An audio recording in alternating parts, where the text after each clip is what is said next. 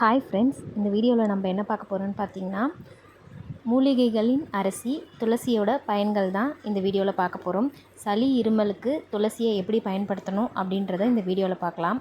துளசி பார்த்திங்கன்னா fever, gold, காஃபு, அப்புறம் தொண்டையில் இருக்க இன்ஃபெக்ஷன்ஸ்லாம் சரியாக்கிறதுக்கு துளசி நம்மளுக்கு பயன்படுது. செரிமானத்தை மேம்படுத்துதுன்னு சொல்கிறாங்க. டைஜஷன் ப்ராப்ளம் இல்லாமல் நம்மளை பாதுகாக்குது. சிறுநீரகத்தில் இருக்கிற கற்களை கரைக்குது.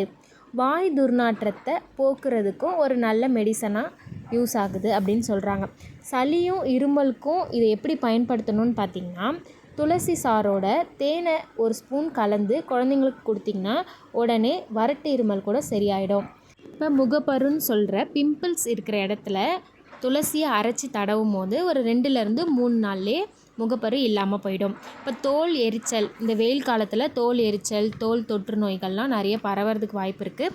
அப்போது அந்த இடத்துல துளசியை அரைச்சி தடவும் போது அந்த மாதிரி பிரச்சனையும் சரியாயிடுது அப்படின்னு சொல்கிறாங்க. இந்த துளசியை எப்படி பயன்படுத்துறது அப்படின்னு பார்த்திங்கன்னா, பச்சையாக மென்னும் சாப்பிடலாம், இல்லைனா தண்ணியில் கொதிக்க வச்சு காலையில் துளசி டீயாகவும் நம்ம குடிக்கலாம் அப்படின்னு சொல்கிறாங்க. துளசி ஒரு புனிதமான மூலிகை அப்படின்னு சொல்கிறாங்க. வேறு என்னென்ன பேர்லாம் இருக்குது துளசிக்கு அப்படின்னு பார்த்திங்கன்னா, துழாய், நீல நிற துளசி, துளவம், மாலலங்கல், ஸ்ரீ துளசி, ராம துளசி அப்படி வேறு பெயர்களும் இதுக்கு இருக்குது.